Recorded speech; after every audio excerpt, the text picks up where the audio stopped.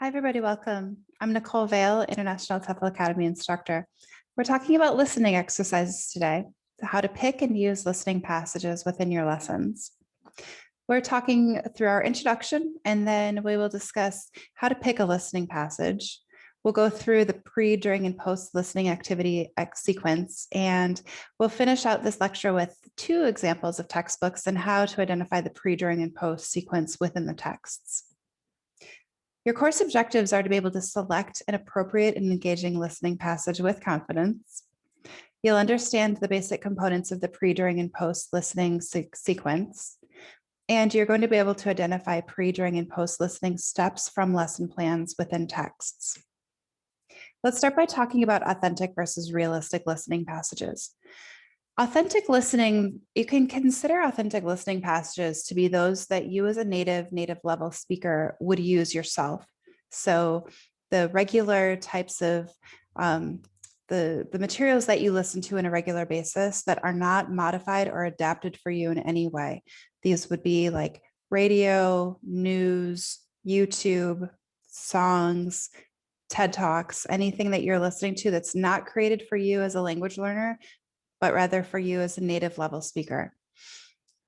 Contrast that with authentic listening passages, which are in fact developed for learners, and they sound realistic, hence the name, and they're based on reality. They sound very professional, perhaps, but they are made for learners. They might oftentimes have materials accompanying them. They might come with texts, other activities that you can implement with the passages themselves. And the point is then to understand, what are you using and what would be the benefit or the drawback of using one or the other? And I think that there's a time and a place for both within your lessons. Potential student difficulties with listening passages. Definitely in my experience, my students struggle with this need to understand every word within the listening. And they'll say, Nicole, I didn't understand everything in that passage. And I'll say, good, it's okay. You have to reassure your students that it's normal and it's natural that they're not going to understand everything. You'll want to explain that you're trying to push them to learn more. And so the text is going to be just a little bit above their current level of comprehension. And so it's actually perfect that they don't understand everything. It might take a few conversations like that, though, in my experience. Then the students could struggle to understand reduced or informal contractions. Those are going to take the form of what I just said, gonna, coulda, have to. These are informal contractions. For example, I'm going to go to the store today. Now, I want to point out to you as well the likelihood that connected speech will interfere with comprehensibility as well. By connected speech, I mean that the end of one word blends into the beginning of the next. So in the instance of, I'm going to go to the store tomorrow, that sounds like one big chunk of language. The individual words might not be distinguishable from one another, and therein lies the challenge for many students, is identifying the individual words from within the passage or within the text. And background noise definitely can be a barrier to comprehension. Imagine you're playing a listening passage for your students that's based in a restaurant. And so amongst the English language that they're hearing within the passage itself, they're also combating the background noise of the utensils on the plates, the conversations happening behind the people in the passage, any of cars driving past. So that can all be a barrier to comprehensibility. Not to say that you should avoid it, but because it is a natural component in regular real life scenarios, but just be aware that it might make the listening more difficult. And finally, accents from English that's different than what your students are accustomed to listening to could be challenging. For example, if you yourself have an American English accent and your student is accustomed to hearing you speak predominantly with your American English accent, then you play a British English audio clip that could increase the level of complexity for the listening comprehension. So how do you pick a listening passage? Where do you turn? As with everything else, it starts with a needs analysis. You will decide what types, what kinds of listening passages to use based on what your student needs out of you as the teacher and out of the course to learn English. So what are their goals? What are their purposes for studying English? What do they like to do outside of the classroom? So let's take this case study example of Dali, a 16-year-old high school student. She's high intermediate. She loves watching thrillers on Netflix, and she also likes to listen to country music. And she's going to be taking the TOEFL, which is a university entrance exam. And so with Dali, you might choose to actually take clips out of movies that she likes to watch on Netflix. Note, not the whole movie, but rather a clip. And you might also play some country music songs, have her fill in the blank of the lyrics, do lyric analysis. She might extend the song lyrics out by writing some new passages herself. And finally, you'd also consider using TOEFL specific listening clips. So these are going to be short, very direct to the point, but she will need to build up her endurance for listening to these TOEFL passages in order to prepare herself, or for you to prepare her for the university application process.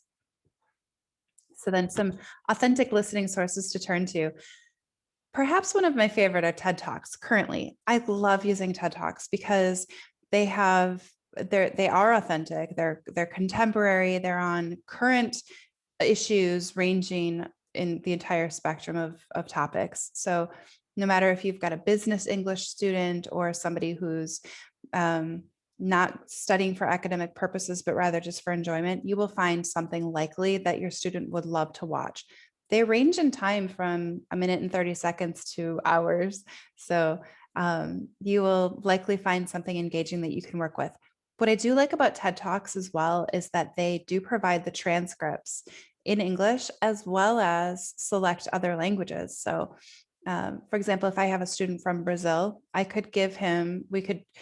have used the TED Talks with him, for example, and then after the class, I could refer him to the transcript. And for him to know that that transcript exists in his native Portuguese is a little bit of a reassurance for him to make final solid connections outside of the scope of my class with him. My students tend to enjoy that quite a bit. You also have podcasts. Of course, you've got Spotify, Apple, YouTube. Podcasts are tricky for a lot of people because they're fast. There's no visual to connect anything to. It is simply listening, and that can be very challenging. A lot of times you can find podcasts that have a transcript as well, however. And then you've got the news, local, national, international, songs for sure, clips from movies, TV. Friends is a popular international TV show that students tend to enjoy, commercials and radio media. Now, if you do find a listening passage that has a video component, such as many of these TED Talks, you don't need to show the video, but you could show multiple, or you could play the audio multiple times, perhaps the first time without the video, and then maybe the next or subsequent times you do show the video. Oftentimes, especially with TED Talks, there's a really beautiful visual component. But as I said with podcasts, when you remove any kind of audio accompaniment, the complexity gets pretty tricky pretty fast. Okay, so then what do you do if you have an audio passage that's just too difficult? Well, you'll want to pre-teach vocabulary and grammar. You'll identify those components that you know that your student is likely to struggle with and pre-teach it. You will definitely want to activate their schema. So asking them warm-up or introductory questions, remind them what they know about the topic, or teach them the concept beforehand to make them familiar with it. Now, pausing the recording. Absolutely. So first of all, if the passage is too difficult, you'll want to pause very, very frequently. And you'll know that the passage is too difficult to begin with because you will have paused the video to ask questions, or the audio rather, to ask questions. It's just one of those checks for understanding to make sure that your student is with you, they're engaged, they're following along, and therefore they're going to be able to meet the objective of the lesson.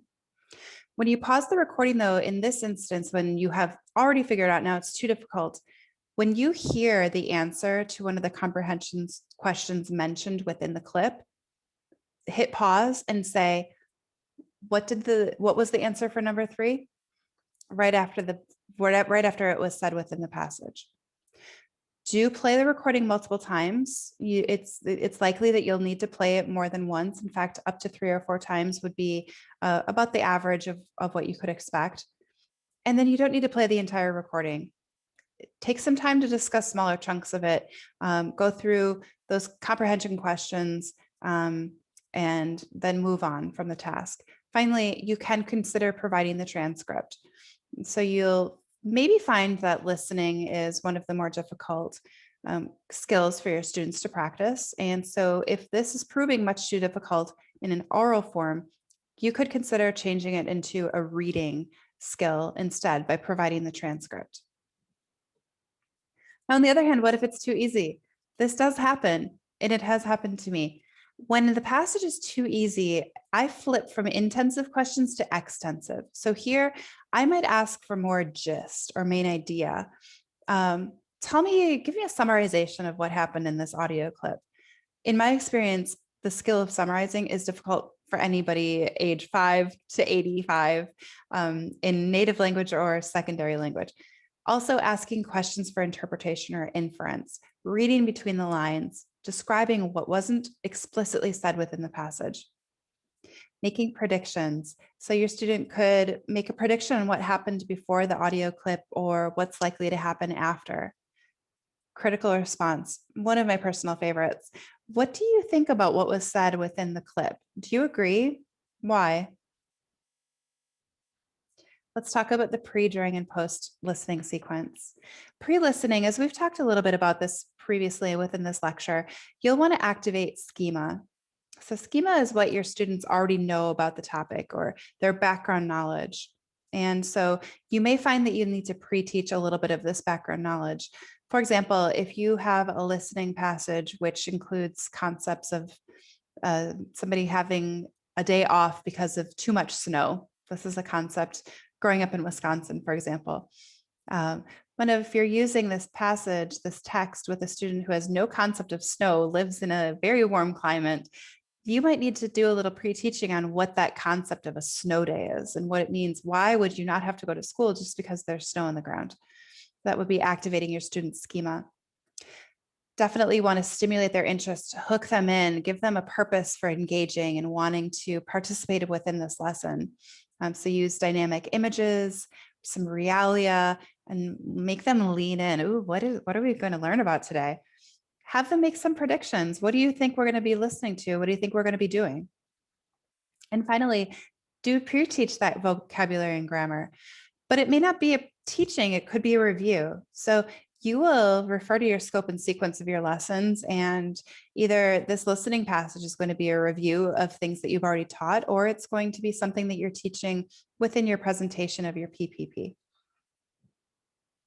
During listening, so you always need to give your students a purpose to listen. You won't typically play something just because. Before you play, you'll give the students an objective. So while you're listening, I'd like you to do the following. And so you will consider giving them comprehension questions prior to playing the audio. Definitely go through those questions first. So I ask my students to read the questions aloud before I even play the clip, because if there's a question regarding something within the question, I need to be able to clear up any ambiguities. Therefore, the student wouldn't be able to answer the questions if they don't know the question when what it's asking.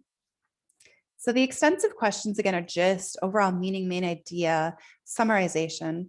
It could be inference-based, what isn't explicitly stated, or making predictions or reactions. Intensive questions, on the other hand, are answers which are specifically and explicitly found within the passage itself. They'll typically take the form of a true, false, yes, no, WH questions, or close, fill in the blank, fill in the blank. Post-listening are going to be typically your production activities. So either speaking or writing based, and it could be a response based on whatever was said within the passage that they listened to. And some options for those production activities could be a debate, oral reactions, writing advice, writing a reaction, again, giving the pre-clip materials, writing something that happened before, or then extending it out to what happened after. Giving a role play or a dialogue. So it doesn't need to be pre-written. You could have your students give a spontaneous, unrehearsed, unscripted role play dialogue where they converse with somebody else based on what was said within the listening passage. And then you could also have them draw and describe a scene or something that came up emotionally, a feeling that was evoked from within the listening passage. Finally, we're going to take a look at two different textbooks and identify the pre, during, and post, how you can identify the pre, during, and post listening sequence from a text. Okay, so here we've got talking about the weather. So we're going to first go through our pre-listening, which is what this is. It says, work with a classmate, match the words with the pictures. So this is just a straight vocabulary activity so that your students are learning these vocabulary words, which they're going to encounter then within the listening passage to come. And so then the next step, letter B, listen and check your answers, then practice the words with a partner. In letter C, now this could be something that's happening during the listening, perhaps. Maybe the students are listening to this conversation and maybe they have to fill in the blanks with the vocabulary words that they hear as the dialogue plays. And now D might be a little post-listening exercise. How does the weather affect your mood? How do you feel when it's certain type of weather? So here you see that this is going to be more of a production type of an activity. This response will differ from person to person, and this is an excellent time for the students to work together in pairs or groups and then compare answers after the fact. Second example, so here we've got focus on listening for details. And so this might be a little bit of a pre-listening exercise. Do you agree or disagree with the following statements? Reporting in the news could be a dangerous job. So that's asking schema activation questions to see, what do you think about being a news reporter? And so now prepare to listen, read the sentences, predict the missing word or what you will think you will hear in the news report. And so again, this is a little bit of vocabulary. This is making predictions about what happens in news reports. And again, it's that schema activation. Both of these are pre-listening exercises. And so part C, we're listening, completing the sentences in part 5B and comparing with partners. So now we're going back into this activity that maybe we did for pre-listening, and it's going to be what the students do while they listen. They're going to be checking their answers. They're going to be completing these blanks. And finally, post-listening might be a discussion. It says work with a group, rate each job from very safe to very dangerous, and say why. So this is an excellent way to extend from the listening passage, giving it an oral production focus where the students are working with one another, increasing student talk time. In conclusion, we talked about authentic versus realistic listening passages, knowing that they're both useful, they both have their place in the classroom, and just understanding that there is the difference between the two. We talked about some ideas for how to select and modify listening passages if they're too easy or too difficult. And then we looked at some common tasks for the 3 stages of the listening sequence. Your references throughout the presentation. And again, thank you so much for tuning in. I'm Nicole Vale, and I wish you the best of luck in your course. Bye.